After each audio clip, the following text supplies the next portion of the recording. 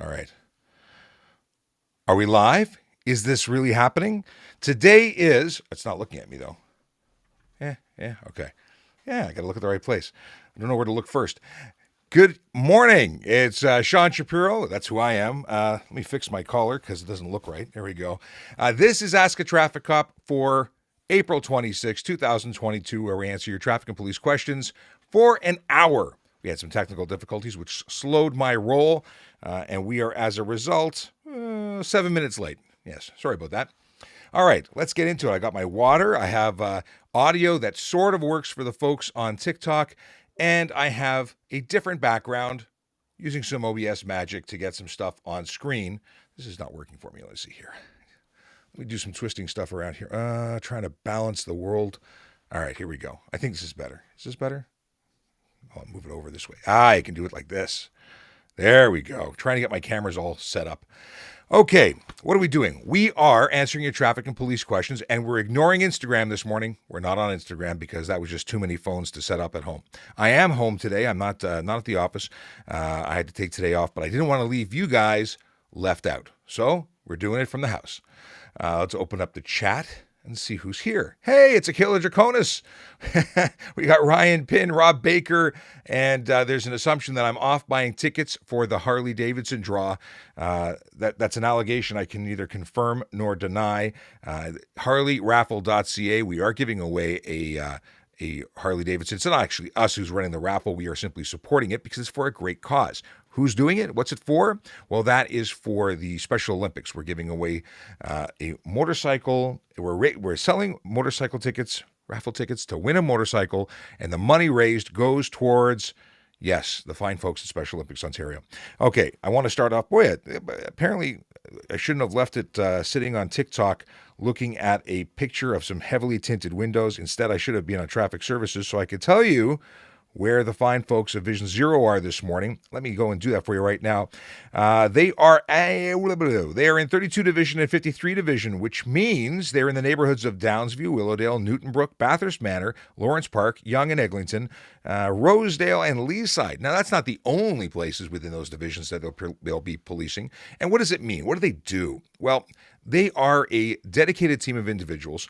They are out there specifically working to reduce the behaviors that lead to serious injury and death. Yes, they are out there looking for speeders, impaired drivers, distracted drivers, and aggressive drivers. See what I did there? I mixed it all up. It's not the order of operations you're used to. Ha ha! Yes, I like to make it interesting. So that's what they are today, and that's what they're doing today, but they do that every day. They're always out there looking to make a change one ticket at a time. It's not always what people want. People think that they should get warnings, or maybe they should be allowed to do what they want and not get tickets. But you know what? I'm sorry. You shouldn't be driving the way you're driving. If you get pulled over, no hugs, just tickets. Can you get a distracted driving ticket on a bike? See what I just did there? I chose a question from TikTok because we have folks, about 300 people in the room, who are adding questions to the Q&A function. See, if you ask in the chat, you're going to get an answer in the chat from one of our magical moderators who are volunteers, not paid members, not police officers. They are simply there helping out. And if you ask a Q&A question, you're going to get me. And if you're watching on YouTube or Twitch or Twitter, Instagram, well, Instagram, we're not there today. YouTube, you're going to get me in the chat and I will see everything you say. But on the other platforms, it's only in the Q&A. Who popped in here? Okay. And yes, people out of province can buy tickets for the raffle. There is an Ontario lottery license, and we're not promoting it outside, but if you happen to come by and buy a ticket, I'm sure you could win. Okay, We had a question earlier, actually, about if Tint is a fix-it ticket. Can you repeat that to the chat, though? Yes, the question that Q just reiterated into my ear was, is Tint a fix-it ticket? And I will answer that in just a moment, because right now I realize I read the question but never answered it. Can you get a distracted driving ticket on an e-bike? And the answer is no. The Highway Traffic Act for that particular charge does not apply to bikes, e-bikes or bikes. So bicycle or e-bike, power or non-power. Distracted driving doesn't count. However, in a motor vehicle, it does.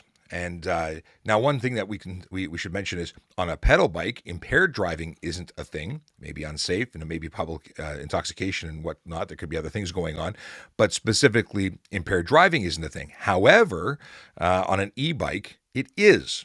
you can be charged for impaired driving on an e-bike. That's an interesting segue between two things that were unrelated.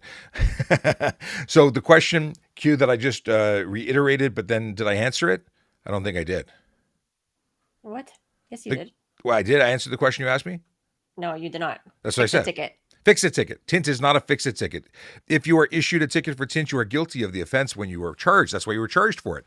Now, if the court sees fit to withdraw it because they saw that you made, that major life-changing event of taking accountability for your actions and taking the tint off your vehicle, they may choose to withdraw it. That's on them. But it's not a fix-it ticket from the police where you go to the police station and say, see, I took it off, and we would withdraw it. No, we file electronically. It's with the courts. You now take it up with the courts. Question from Sebastian Pino. Spino? Sebastian Espino? I don't know where to put the space. That's what underscores are for. Okay, can I drive without a front bumper? No, a front bumper is required safety equipment, and your vehicle is unsafe without it. So why would that be? Why do you think? Well, first of all, a front bumper is designed to take on impact, absorb impact. It's also designed to lessen, if you can believe this, impact on pedestrians. You need them there. Without it, chances are your pedestrian, instead of going up and over, will go below, and the injuries will be far more severe. Is there a height limit that a truck can be lifted to? 3 inches is the... I got to put where's my monitor? Why don't I hear? Oh, now I hear myself. It's so weird not hearing myself. It was like wearing earmuffs. Anyway, okay. Is there a height limit? Yeah, 3 inches is the maximum body lift kit that you can put on a vehicle that is still considered safe from what we've been told. And every vehicle that is beyond that, you're going to risk the chance of being pulled off the road and having your plates removed. Now, there are situations and ways to custom build a vehicle that is beyond that of an average build or information that I can provide you right now. What is this? Would this work? I can't see it. But here's a question. It's an iRig, and I wonder if I could get a microphone in here. Never mind. Okay. I have all this electronics here. I have microphones for days, like just microphones everywhere.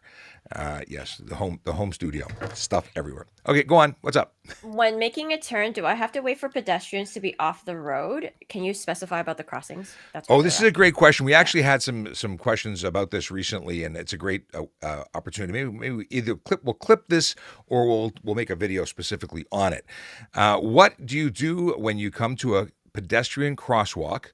And yes, they can't hear you. So I'm going to repeat the question. So if the folks on YouTube can hear Q, but nobody else on TikTok can't hear you. So if you are if there's a pedestrian in a crosswalk is a standard crosswalk at an intersection. You don't have to wait until they leave the roadway entirely. However, you have to yield to pedestrians. So you can't get in their path. You can't prevent them from entering the roadway. If they're one step away from putting their foot in the intersection, you have to wait until they pass the section of roadway that you're on. So if they're if you want to go south, you got to wait till they pass your side of the road so that you can then continue. However, in something called a pedestrian crossover, and there are many throughout the city of Toronto, a PXO, they're marked, they have lights above them, and they're not related to an intersection. Those, you must wait until the pedestrian is completely off the roadway. And there's something I should add. At a crosswalk, so at an intersection, if there is a crossing guard present, you must wait until all pedestrians are completely off the road, including the crossing guard.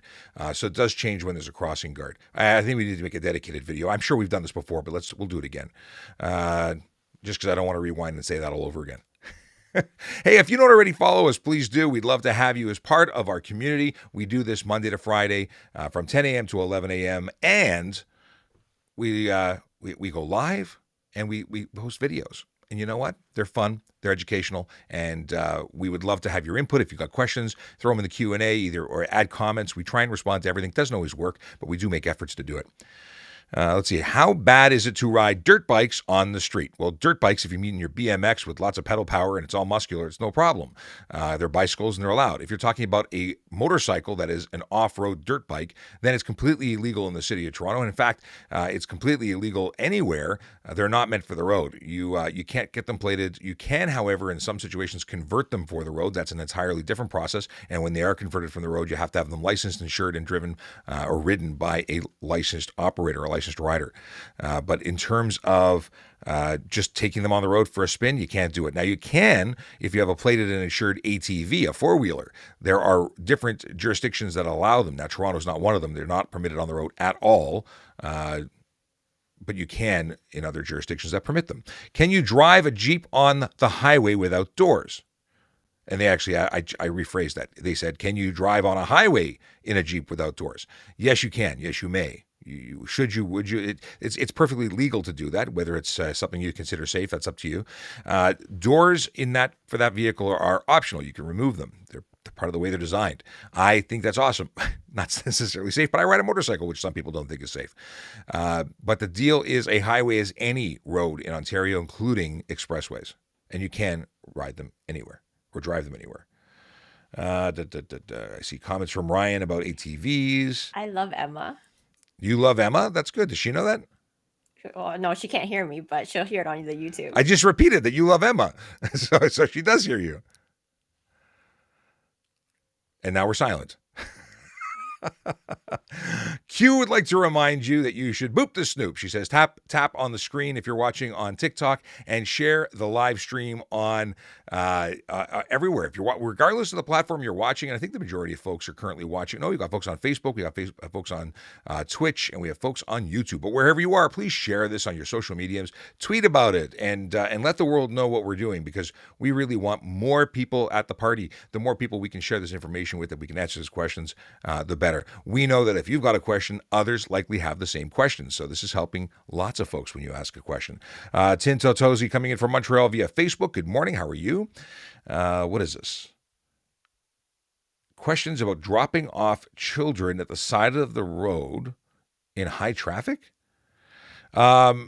So the deal is, if you're stopping somewhere, it has to be somewhere that you can legally stop. But children or adults, regardless, if you're stopping to let someone out of your vehicle, you got to do it safely. I don't know if there's specific rules in Montreal or Quebec for it. I'm not aware of specific age-appropriate rules for letting children out of your vehicle, for instance, stopping your car. But if you're in a no-stopping zone or a no-parking zone, no stopping, no standing zone, I should say, there's very specific rules. And Aaron Urquhart, who is not with us today because I'm in my basement, would be the right person to talk to about that. So maybe we'll bring it up on another show to get you that answer. What is this? Oh, here's an interesting one. Could I be at fault if I lend my car a person with no license? Absolutely. Yes, you would be absolutely at fault for loaning a vehicle to a friend who is not a licensed driver. You are responsible to make sure that whomever you loan your vehicle to is licensed properly and permitted to be on the road. So that includes if they're under suspension. It's not enough to say, oh, they showed me a license. That's not sufficient. You have to go to the Ontario website. The Ontario MTO has a driver's license check. If you Google it, you'll find it. It's free. They'll verify the status of a license. That is the only way that you can confidently loan your vehicle out and know that you won't be charged under the Highway Traffic Act for allowing an unlicensed driver to drive your vehicle, because that's bad. Let's see here. Can I drive on a 400 highway alone with my G2? Yes. In the G2, you can operate on your motor vehicle that you're licensed for. So that's anything that a G license would allow you to drive. Anywhere in Ontario, actually, you can go interprovincially, and anywhere you can go into the States, as long as you're following the rules or the conditions of your license. So the zero alcohol and so on. What is this? Oh, tuck and roll. Ryan Pinn says you have to tell people to tuck and roll before you dump them out of your car. Funny. Not actually the law. You don't want to, yeah. I have to be careful. People might believe me when I read your comment and think that I'm endorsing that. We're not endorsing jumping out of moving vehicles, just in case anyone was wondering. Let's see here. Steve Foote just made some comments on Facebook, but I'm not seeing them pop up, and I don't know why they're not popping up, but they're showing up. Maybe they're for other things. Maybe he's not making comments in the live. Okay. Any advice for an early resolution meeting? Get as much information, ask lots of questions, find out what they're willing to offer you, and then make your decision. And one thing to tell you about early resolution is that the results they're binding if you accept them, but if you choose not to accept whatever they're offering, you can still go to trial. That's up to you. It doesn't mean you're going to do better by going to trial. It just means that you don't have to accept the early resolution meeting offer. Someone can't read the chat responses. Mods are frustrated. What are Oh, the exemptions for helmets on a motorcycle? Can you please verbally answer? yes. So the parent Q just read off, and if you were on YouTube, you'd hear Q speaking. But since you're not, I'll repeat for you. People want to know what the rules are about helmets and what the exemptions are. The rules are you have to wear a helmet. The exemption is if you are a member of the Sikh faith and you're wearing a turban because you follow the rules of the faith, then you are exempt from wearing a helmet while you're riding. So that's the only exemption that I'm aware of. Everybody else has to wear a helmet. A lot of people don't like that, and that's too bad for you if you don't like it. You deal with your rules, and everybody else will deal with their rules. That's all I got to say about that. Is there a limit to the amount of people in a car? Yes, the number of seatbelts. If you have 5 seatbelts, it's a 5-seater vehicle. Now, if you have a vehicle that was manufactured before seatbelts were required, it's seating positions, not necessarily seatbelts. But there is such a thing as overcrowding, and people have to be in a spot that was designed to hold a passenger. So that doesn't mean put 5 people across the back seat, which was designed to originally carry 2. And that is that. Okay, moving on. Oh, spam. Spam, yes. For the folks who are asking questions in the spam can, which is our chat, please know that if you ask a question in the chat, you're going to get answered in the chat by a moderator who is an unpaid member. They are volunteers and not police officers. And that's where the answer goes. I won't see it because I don't read the chat. So I apologize in advance for ignoring you, but that's how it works. I use the Q&A. If you want me to see it, put it in the Q&A. And if you... Oh, sorry. Yes, Q is just interrupting me and saying something, so I will regurgitate the information once she gives it to me. Go ahead. Okay, someone was just saying, so then what about if I don't want to wear a helmet, I just wear a turban? If you are a member of the Sikh faith, and I imagine you will know all the things that you'll be able to discuss at the side of the road with the police officer, then yeah, if you could verify that you were wearing it for that reason, I'm sure you could not wear it. Now, here's a question. What's your problem? Let people follow their faiths and move on with your life. You wear a helmet because you are required to, and if you are following the rules of that faith, then do what that allows you to do. But don't be frustrated and have a fit and be a child about it. Okay. Can I wear no shoes while driving? Can I wear flip-flops? Flip-flops are legal. No shoes are legal. Are they the safest, best option? No. I would suggest wearing proper shoes that give you support, and when you slam that brake, you know that you can do it confidently without hurting your toes. Also, you don't want to slip off the pedal and have any issues there. Additionally, in the event of a collision, you don't want to be walking around in broken glass with burning, cars and things, and just, you don't want an ouchie, right? You don't want to get hurt. So the safest option is to not go barefoot or in flip-flops. Flip-flops also have a terrible tendency of slipping off and getting stuck behind pedals, and that's a bad thing. Can you drive in the United States with your G2? Yes, you can, but you have to follow all the conditions. What are the laws on motorized bikes? Well, if you mean motorcycles, they require a motorcycle license. If it's a low-powered motorcycle, it needs a low-powered motorcycle license, license and insurance. If you mean a motorized bicycle, where someone decided that it would be a good idea to take a 50cc or 30cc or 80cc or however many cc gasoline engine and strap that onto a bicycle, well, that just transformed it magically into a motorcycle, and it too requires license, ownership, and insurance. However, because it hasn't been approved by Transport Canada, it isn't a motorcycle that can be licensed for the road, so it's available only for use on private property. They are totally illegal for the road or any park that you would bring it to. If you're talking about an e-bike, which is also a form of motorized bicycle, e-bikes that exceed 32 kilometers an hour or are capable of exceeding 32 kilometers an hour or have motors over 500 watts have other rules. If you exceed those, you are on a motorcycle, low power or otherwise. If it is, we talked about it in a video yesterday. What if I can do 60 kilometers an hour in my e-bike? Well, it's not an e-bike then. It's a motor vehicle, as are all e-bikes, but the legislation calling it an e-bike and giving it the benefits of no license, no insurance, and no registration only apply to those that conform to the rules. If you are an e-bike, you can do what e-bikes can do. And you can Google that. I do occasionally refer people to Google because there's some good information. City of Toronto has tons of information on e-bikes, because you have to be 16 to operate one. You have to wear a helmet. You can't go on sidewalks. There's a bunch of things you need to know. And it's your responsibility to know what the rules are before you get on the road. So things to know. That's what we do here. But the details, the nuts and bolts of it, you should really look it up because being able to print it out and study that, it's better than watching a video of me. What's the most common parking mistakes? I will defer to Erin, who is not here, so maybe we can get her to come in tomorrow if she's around and we can talk about parking. I would say that the most common parking mistakes from a police officer's perspective that doesn't write parking tickets often would be that they don't renew their parking in time, or they park in places that are totally not legal, just the wrong place. And one of the biggest things has to be rush hour route parking, which I don't know if they brought that back yet, but folks don't seem to understand that during rush hour, the parking is no longer possible. So 4:30 is when it used to kick in. 4:35, people are wondering why their cars are gone. It's because it's rush hour. Okay, question from X. Hi, from in Saskatoon, Saskatchewan or Saskatoon? I don't know. We're going Sask, which one is it? You don't get a choice where you can be in, what is this? You don't get a choice as to where you can be an officer, unfortunately. Is this the same in Ontario?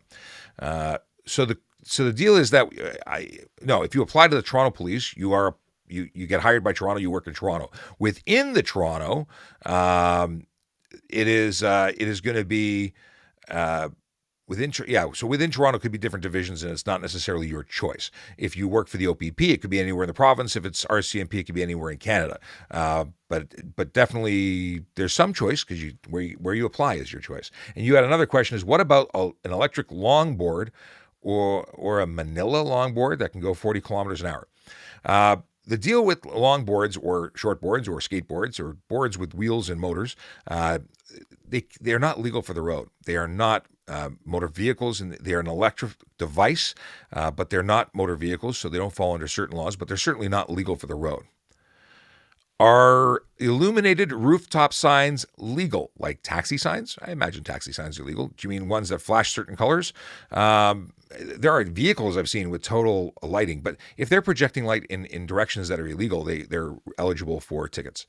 It's an interesting question because I've seen some vehicles with large signboards, and those lights are beyond the 300 candela maximum. If that was facing forward, it would totally be improper headlights. Steven says, hi and good morning. How are you today? I'm doing well. I'm working from the home studio, but which wasn't a planned event. Things went off the rails today, and I am home because I have someone in the house who's under the weather, and I'm aside from this 1 hour, I am taking care of them. But I wanted to make sure that I got to spend time with you guys. So they are not requiring my assistance for the time being, and I'm freed up to do this. Are laser jammers legal? Absolutely not. Laser jammers and radar detectors are covered under a piece of law that talks about preventing police from measuring your speed. Essentially, it's the wording, if I can put this together in the next couple of seconds, is that of speed measurement detection device. So that would be a radar detector, but when you read into it, it talks about anything that prevents police from accurately measuring your speed, which would then cover the laser jammer. So what happens there? A, it's illegal to use, it's illegal to possess, and it's illegal to sell in the province of Ontario. Oddly enough, we have people who manufacture them in Ontario, and the one exemption is if it's in its original package being exported, it is permissible to transport it in that capacity because they ship things out of the province. But if we suspect that you have one on you, on your person or on your vehicle, we can search without warrant that vehicle. We can seize what we find, and we charge you. It's a $170 ticket, and it comes with 2 demerit points on conviction. I love that little piece of info. What is this? We need 51,000 likes on the live stream, please. 51,000? Where are we at? It's like 6 point. That's a lot of likes. If you would be so kind and acquiesce to Q's request, that would be to tap until your fingers go numb. She asks for that, and that's all her. Likes are great. I appreciate them, but they aren't required. The folks that are here are getting the information. If we get to share with other people, then fine. And if you are new here and don't know who I am, my name is Sean Shapiro. I'm a police officer with the Toronto Police Service here in Ontario, Canada, and I go on TikTok and other social media platforms every single day I'm in the office, and even when I'm in my basement. So, because I want to make sure that I'm here to answer your traffic and police questions, because there's a lot of questions. Some of them are the same, some of them are new, and they're always valuable. If you're watching us on TikTok, fantastic. Put your question in the box that is marked Q&A or question mark with a bubble, because that's how I get to see it. If it's in the chat, I don't see it, but my magical moderators do, and if they know the answer, they will answer there. They are not police officers. They are not paid members. They are volunteers. If you are watching us anywhere else, and that includes the folks that are currently coming in through YouTube and Twitch and on Facebook, but we are also on LinkedIn Live, and occasionally we get hellos from there. I need Your water. viewers are so sweet. They're actually booping this Snoop. Ah. It's going. It's going. Awesome. Oh, I see. 11.7 thousand. Phew, it's going up there. Proper way to signal when using a roundabout. Thank you for asking. I want to say that I hate roundabouts.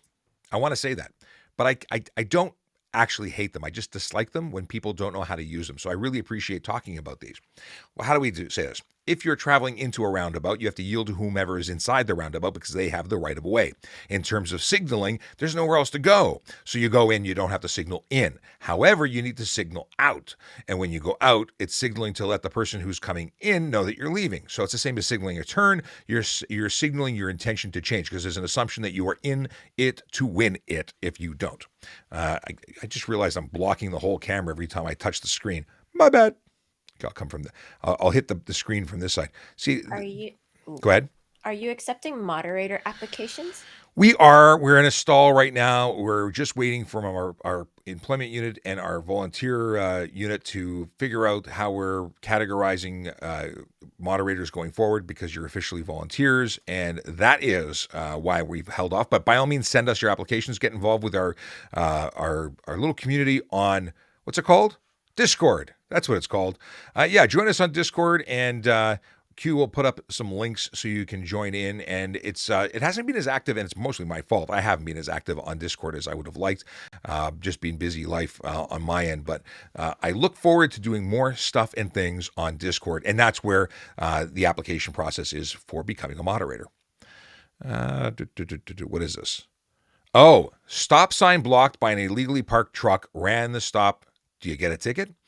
It depends. If that would be a situation where if you truly didn't see it, I would circle back and take photos of that illegally parked truck. But it depends. If there's a stop bar, if it's a slow speed environment, should you have been looking far enough ahead to figure it out? Maybe. It all depends. I can't tell you that it is without knowing and seeing for myself what I saw. But an officer who's doing stop sign enforcement would have looked for those things prior to setting up for stop sign enforcement, and would think that they would put that into play or take that into consideration. I don't think I would lay a ticket to someone for running a stop sign that they had no way of seeing, but that's just me. Whenever we do speed enforcement, we go and have a look at the area to make sure the signs are posted. It's not just, I think I'm going to stop that car because, no, I got to do some homework and make sure that everything is the way it is supposed to be to conform with the law before I start enforcing said law. What is this? Oh, I don't know if you're going to like my answer. But tell people that the left lane is a passing lane. Yes, it is. It is for passing, but during that process of passing, you're not permitted to exceed the speed limit at all, not 1 kilometer. It is a passing lane for passing people who are traveling below the speed limit. That's it. So if the speed limit is 100, the maximum speed while passing is 100. Yeah, like I said, I didn't think you were going to like my answer. But if you are just hanging out in the left lane and you're doing 80, get out of there. Move over. Stay to the right because slower traffic is supposed to go right. And then people say, well, what about people who go really slow? Well, it's not illegal to go below the speed limit. The maximum posted is the maximum, not the minimum.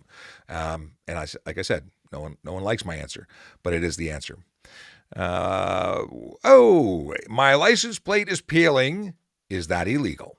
Well, yes, it is. It is illegal. You need to get it replaced. If it's within 5 years, it's covered under warranty. If it's a B series plate, it may still be covered under warranty regardless of how long it is because those were acknowledged very, very openly as being defective. And you know what? Yeah, it's a $110 ticket if you don't get it fixed because it's for not having your license plate plainly visible, plainly legible, plainly readable. I don't know which word we're going to use to describe it today. However, it must be, I think it's plainly visible. I'm trying to remember the exact wording. You know what? There's a lot of things bouncing around in here. Trying to remember all of them is not always easy, but I do my best. The refund sticker check bounced. You know why? I got my suspicions, but mine went through, and that's all I care about. But that was good. I wasn't expecting that. Let's see here. Unless you were serious, and if you're serious, I don't know. But I figured you were making a joke, and I was giving you full credit for being hilarious. Okay. Is there no? Let's see here. What's this? With all the questions, my car is illegal. It's a lot of people have cars that are not following the rules, and they just didn't know. They were taking bad advice from a friend, even a website that might be stationed somewhere where it is legal to do what you've done, following their suggestions. So that's why one of the reasons we're here is to try and dispel rumor and explain things just like that. We want to make sure that you're doing things legally and safely. Is there a limit as to how wide my car can be? Q is going to probably put this up on screen in 8 seconds before I can finish saying I don't remember the number. There is a maximum width for motor vehicles, and I doubt your wide body kit will actually meet it. Think about a Hummer. A Humvee is a super wide vehicle. Unless you're wider than a Hummer, I don't think you've got anything to worry about. That being said, the problem is not when the body extends beyond the tires so much as it is when the tires extend beyond that of the fender, flare, or body. And as predicted, Q just threw up she threw up on the screen. She said that a width of 3.7 meters on a 2-lane highway and 3.85 on multi-lane highways is the maximum width of a vehicle. So that's probably the absolute maximum. And our lanes in Toronto are like 3.5 meters. So I can't imagine where that would be a standard car or sports car or wide body car. Where is that coming from, Q? The 3.7 meters on a 2-lane. Or is that the width of the lane, or is that the width of a vehicle permitted on the lane? Seems like a strange number, considering I think it's 3.5 meters for the lane itself. We'll have to look into this. I've always just I have to go look at it. But in any case, if it's not wild and crazy, it should be fine. But yeah. Okay, moving on, because I don't have anything valuable to add here, other than I got to look it up, and we'll have to talk about this again. And you're here all the time, so I know we can talk about this at another show. Are we obligated to answer DUI questions? So you have to comply with the demand, and there are certain questions that you do have to. You have to provide your breath sample. It's not just DUI questions. Like there's, if they have a roadside screening device and you're complying, they need to know how long since your last drink. You need to be able to cooperate to some degree, right?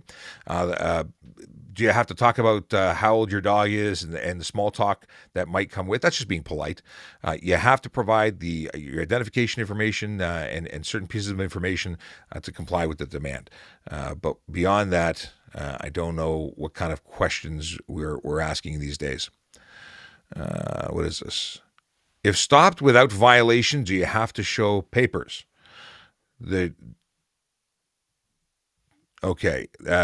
So papers, regardless of when you are or why you are stopped, if you are the driver of a motor vehicle and we demand your license, ownership, and insurance, you are obligated to provide those. Why? Because at any time you can be stopped for the purposes of checking to see if you are licensed, to make sure that your vehicle is insured in compliance with the Act, and to ensure that you are sober and capable of legally operating the motor vehicle. Those are without any other violation. Those are able and on the table as lawful reasons to stop you. And yes, you have to show the papers for your vehicle, your license, and your insurance. Can I get a fine if my dog ain't connect seatbelt? If your dog can connect the seatbelt on their own, kudos to that dog.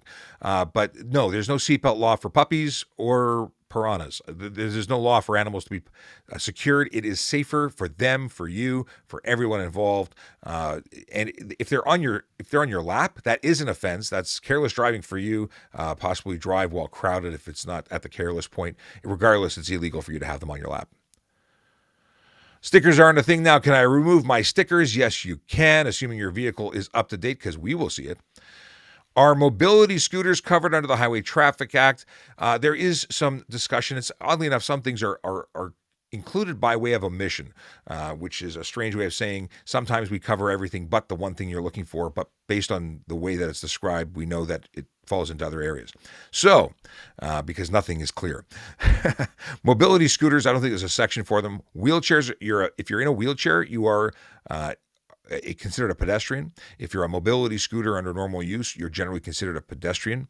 But if you're in a mobility scooter under the Criminal Code of Canada, you are considered driving a motor vehicle, and you are eligible to be charged for impaired operation if you were on a mobility scooter, which is usually a surprise to many. What is the minimum age to sit in the front seat of a motor vehicle? There is no minimum age. The age and location are not regulated. In a seat belt and on a seat versus in a child restraint is regulated. You have to be 8 years old, 80 pounds, or 4'9" in order to sit in a seat without a child restraint or booster. Now, there is a suggested age for sitting in the front seat, and that is we tell people to stay in the back seat where it's safest until they're 14 years old, at which point they can move on. People say, well, I'm 6'7" when I'm 13. That's great. The specialists, the sciencey people, the doctors and medical people, they say backseat until 14 for safety. As much as you may be very developed, your skeletal system is allegedly not developed. And I am not a doctor, so I'm only repeating what people have told me in that situation. I played a doctor on TV. Sometimes. No. Can I get pulled over for not paying parking tickets? I don't think we would. No. You can't renew your license or license plate without renewing your parking tickets, at which point you might be unlicensed or your plate may be invalid and you can get pulled over for that.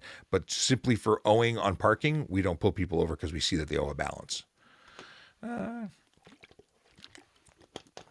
What? I have no sound effects here. I'm so disappointed. Maybe I can make my own. No, I'm not going to make my own. What tint percentage is illegal? So, according to standard, the light truck and passenger vehicle inspection guide, 30% light blockage is the maximum amount of tint you can have on the windows left and right of the driver. You can have anything you want in the back for the rear window and the rear passenger windows. That is open season. However, you must have one mirror view to the rear that is clear of obstructions. So it's either a left or a right window. It's not window, but rear view mirror on the side view mirror. Because if you tint your rear window out completely, well, the mirror on the back is no longer a valid one. You cannot have any tint at all whatsoever on the front windshield. That's a thing. Excuse me. And if your vehicle is older than 2017, so 2016 or before, you can have a 3-inch tint strip across the top. That is it. That is the max. But you asked about percentage, and it's, once again, 30%. Now, this is something that I've had conversations with many officers about. Well, what if I can't see the person inside? There is another charge under the Highway Traffic Act that says obscure interior of vehicle with color or reflective coating. If I can't see you, it's illegal, regardless if it's 30% or not, because there's something called atmospheric conditions. The sun is up, I see you. The sun is down, I don't. Well, guess what? You're responsible for having the interior of your vehicle viewable from the outside in 24/7. So, if you have a dark tinted vehicle, you may be only able to drive it during the day. Sounds ridiculous, but guess what? As a police officer, I need to verify if you are on your phone, if you are wearing your seatbelt. Those are things that I must be able to verify for safety. People don't like it. Also, folks who are involved in motor vehicle collisions, folks that are wanted by police, people who are, there's an Amber Alert. I need to know what's going on in that vehicle. And it's not just me, it's every member of society looking in. You can find other ways to discreetly pick your nose. Tint is not one of them. Okay. Do you need to give G1 before M1? No, you can get your M1 before you get your G1. There is no order of operations. You may never drive a G-class vehicle. But I'll tell you this, if you get your M-class, you actually have the benefits of a G-class, G1 class, while you're being supervised. So if you get your full M, you can drive while supervised by a G-class driver with 4 years experience. Who'da thunk?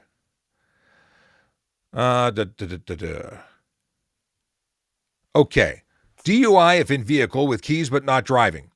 Yes, your care and control is what it used to be called. Now it's just considered impaired operation. You are responsible and can change your mind at any given moment. You're still driving or operating in control of that vehicle, and as such, you're eligible to be arrested. There are situations where people have been in a motor vehicle impaired but had no means of operating that vehicle. Either they sent someone home with the keys, they left the keys in the bar with the restaurant, and they wouldn't get them back. There's ways I've heard where people have not had the keys or any possibility of driving, and those situations are different than if they have the keys on them or if they hid them under the seat type thing. You're still responsible as an impaired driver at that point. So Logan's in chat and he can't hear me, so please give him a shout out. Oh, Logan's in chat, and Q says you can't hear her, and I think I said everything. Oh, I shout out hey from Q. If you were watching on YouTube, you would hear her just fine, just saying. Okay. But, of course, TikTok's where it's at. Here, someone needs you to fix their relationship or solve an argument. Solve an argument between people. Their relationship is failing as a result of this question. What's the question, Correct. Q? Should drivers use the pedestrian countdown to change how they drive? What? Pedestrian countdowns are an indicator for pedestrians to determine how much time they have left before getting hit by a car.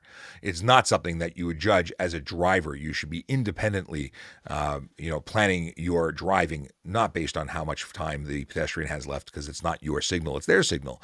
But where are we going with this? What's the argument?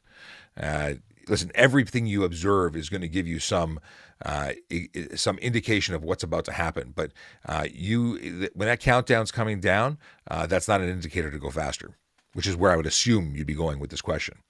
Let's see here. I've heard an officer say that driving is a privilege, not a right. That officer was brilliant, because it is a privilege, not a right. You are not born with the right to drive a car. You are you get the privilege after passing tests and getting your license. So it can be revoked, and that's exactly what happens when you break the rules and we issue tickets and you accumulate points. You're tracked, essentially, and when you break the rules consistently, you lose that privilege. Let's see here. What is this? Are towns responsible for damage caused by a pothole? I can't tell you what towns do, but I believe there is a section of the Toronto website that talks about putting in a claim for damage sustained due to potholes. So there must be some liability to, and I'm talking about a little divot in the road. But if you lose a tire because you went through a pothole, there might be some responsibility there. So yeah, you should check it out. Can you drive a vehicle without a hood? It's my understanding that you are required to have a hood, and that it's part of your safety equipment. One of those reasons is if you were to hit a pedestrian, would they be injured with a spinning fan and so on? Now, there is, and Q makes a very good point, if you're dealing with a 1908 vehicle that was manufactured without a hood, it's a classic car that's OEM the way it came out of the factory and would be permissible. However, if it was a new vehicle, you couldn't remove it. A lot of laws are like that. If it came from factory that way and was legal at the time and year of production, it still remains exempt today. Oh, I wish I had another sound effect, but I don't. So I'll just make a big song and dance out of this answer, which is underglow illegal on motor vehicles? And the answer is, it depends. If it's poorly installed, if it could be violating other rules. If it's just projecting light directly down and nowhere else, then it's probably okay. I would still avoid light color of blue, red, or green because those are restricted, regulated colors. Otherwise, that's it. Is it legal to, what is this? Is it legal to drive after open heart surgery, like while you're still open? If your chest is still open, I think it goes without saying it's a bad idea. Clarification was 2 to 3 weeks, sir. Okay, afterwards. I was making a joke. Q is giving me a hard time because she says, no, it was 2 to 3 weeks after. The answer is it depends on what your doctor says. There's no law that says open heart surgery requires more time. The doctor, if they believe that you should be recovering longer or it would be unsafe for you to drive, will likely give you a medical suspension or give you direction not to drive. And Q says always get a letter. I don't know about getting a letter. I don't know if you've had open heart surgery. When I pull you over, I have no idea what your medical situation is. I will only know if they put a suspension on file. That's how I get to find out. And if you get involved in a collision, well, guess what? Your insurance company will probably know. And if there was any kind of allegation that you shouldn't have been driving, well, don't worry. They will find it when they pull your records, and they will find any reason not to insure you because if you did something that put yourself at risk, making sure that you're found responsible for that is what they do. Are interior lights legal? No, they should be removed from every single vehicle. Okay, fine. No, they're perfectly legal. What? And They're legal for use at any time. There's no regulation in Ontario for the use of interior lights.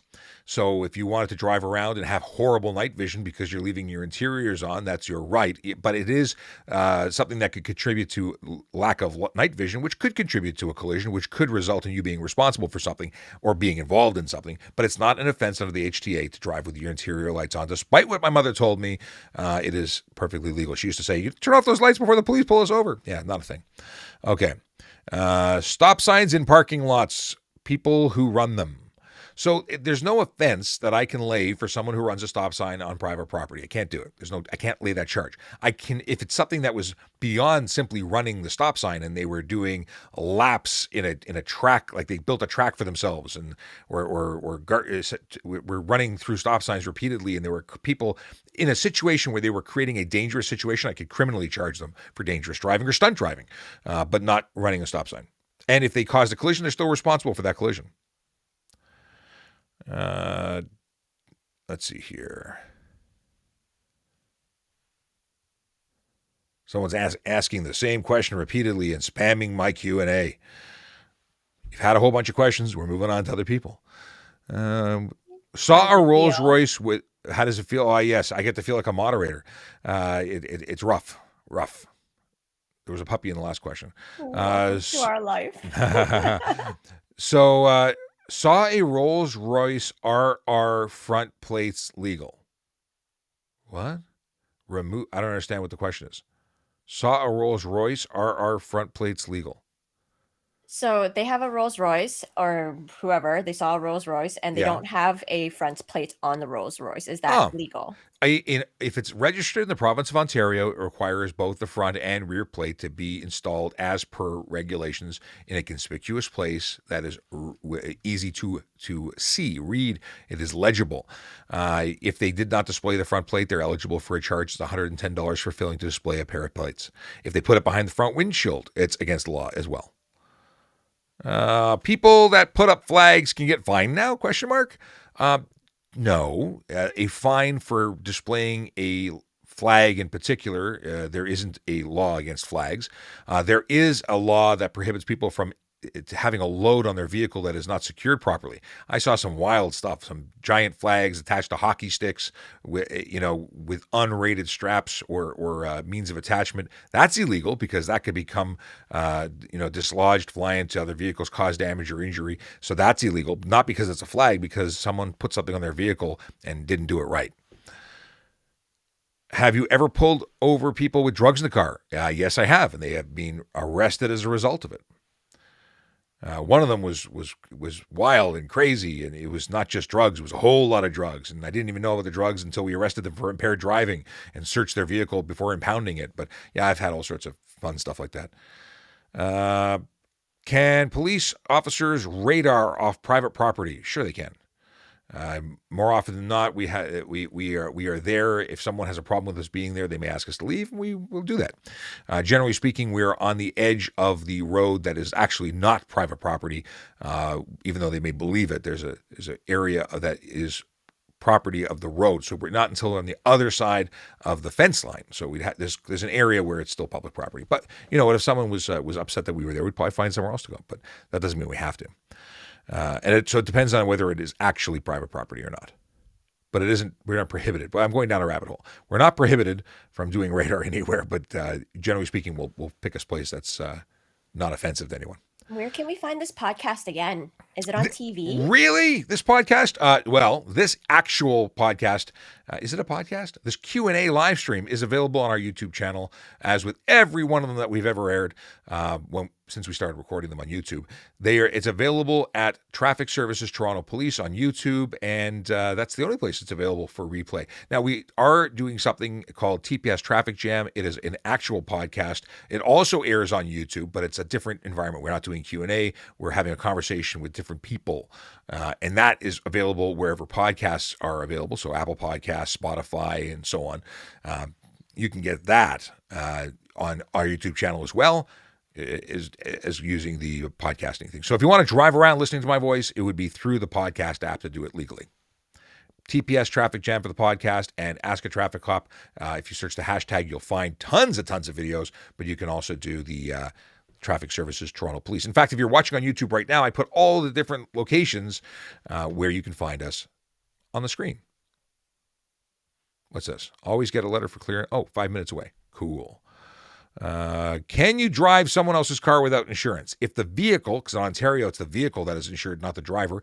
If the vehicle is insured and you are not prohibited from driving, because sometimes companies exclude you, then you're driving an insured vehicle. As long as you're licensed to drive it, you're legally driving it. Now, if you live with the registered owner, most insurance companies ask that you be on the policy.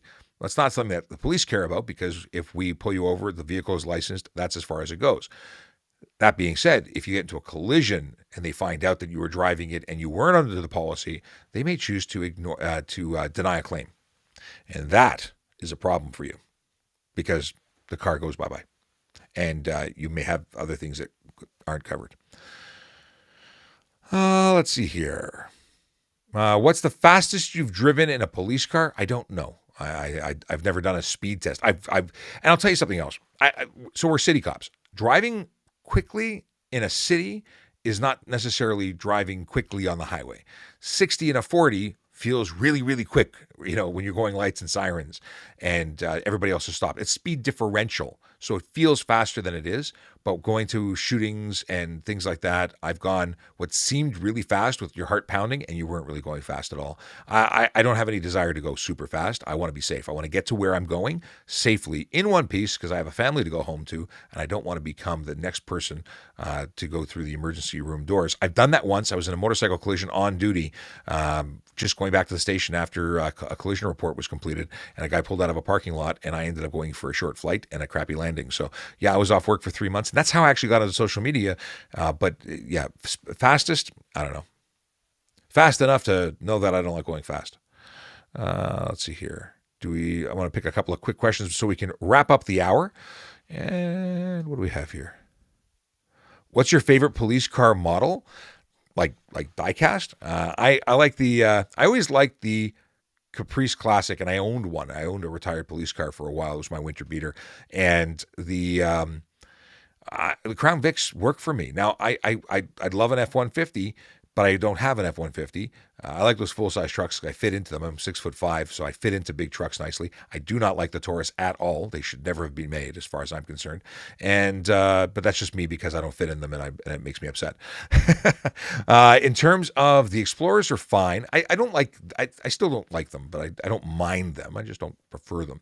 My favorite vehicle to operate as a motorcycle, or I gave it away as a police officer, is a Harley Davidson motorcycle. There, I've said it.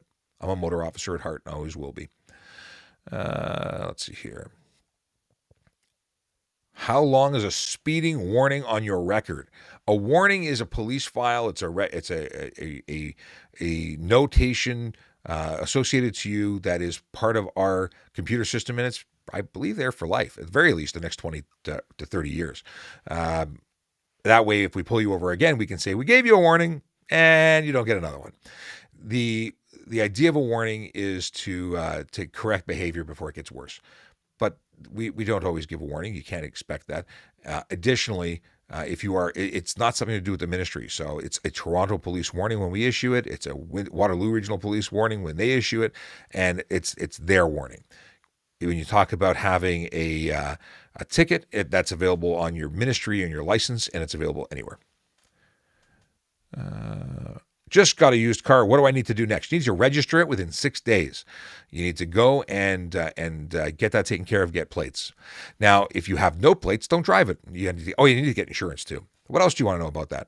That's a good question. We should talk about stuff like that. Maybe I should get a car person, car dealer. We could do a whole show on cars. Maybe it'll be a podcast episode. Hey, do you know anybody who would be a good guest? A good guest on our show for our podcast? They're specialists in traffic safety, car stuff, safety, pedestrian, cycling. Logan. Hey, Logan should be a guest on our show. What a great idea. Q just said Logan. So Logan, we'd love to talk to you about what you do out by you in Brooks, Alberta, because how you do things is going to be different than how we do things, and maybe people need to know just how lucky they are about the lower cost of fines. People say they get upset about fines; they don't even know what you charge in Alberta for traffic offenses.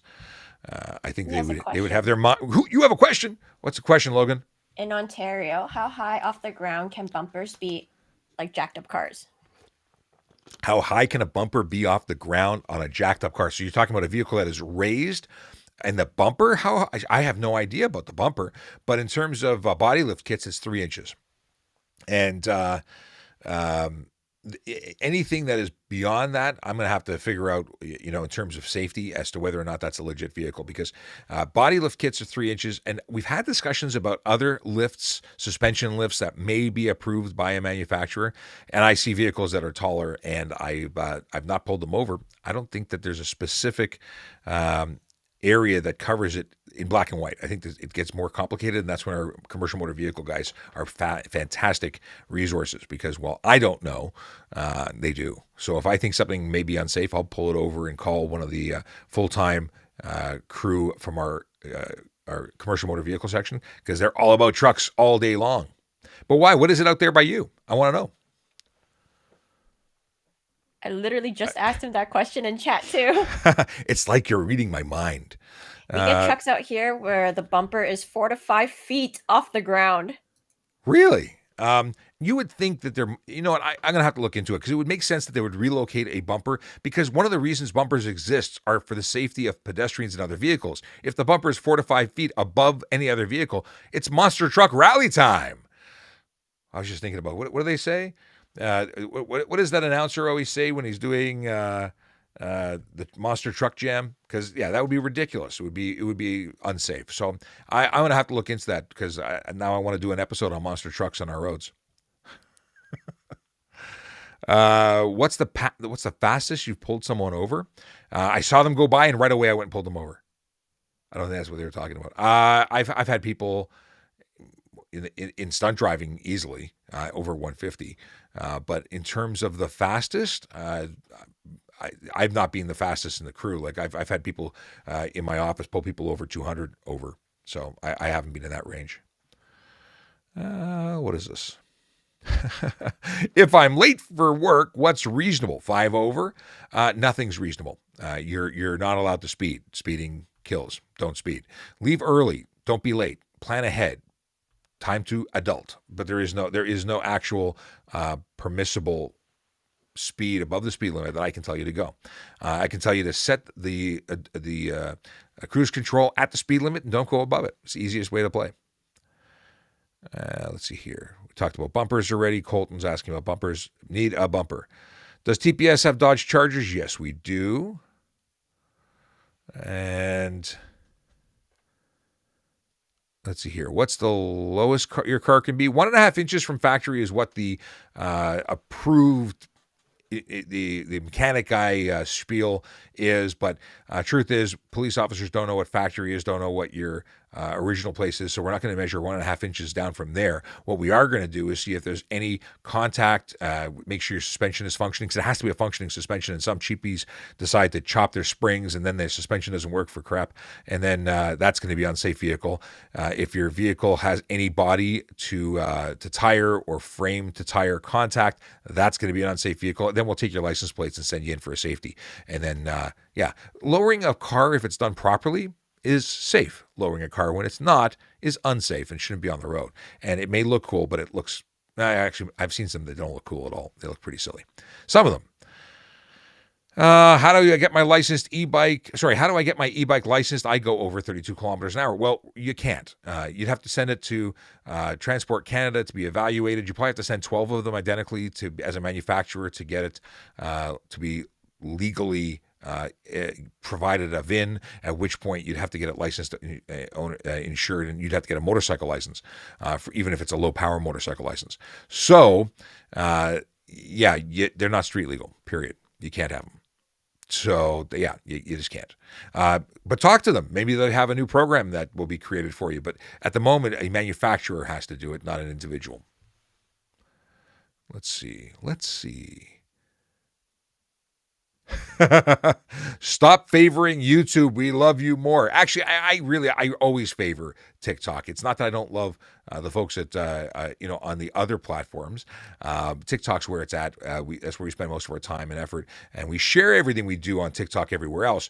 It just happens to be that the technology gods did not cooperate with me today at all, and I think I'm going to order some more adapters because never again do I want to be at the back. What is it? What am I looking for here? Where's my adapter cable so I can show off what really annoyed me today? Where'd it go? I got too many. By annoying me with that? Yes, this wire. I think this is a knockoff wire that somebody gave me. It doesn't feel the same as the other one. I don't think it's an Apple thing. It didn't work. That's it. My rant is over. Hope you all do well and that you have a magical day. I hope to be back in the office tomorrow. And if all goes well, we will see you at 10 a.m. tomorrow. And I'm gonna go upload another video. Then I'm gonna make lunch for the kids. And that's what I'm doing. I'm doing what I got to do today. And then tomorrow I'll come do it with you. See you then. Take care. Bye. Oh, they can't hear me. Well, They bye can't hear YouTube. Bye YouTube. And Favor and me Q said more. bye, but it was just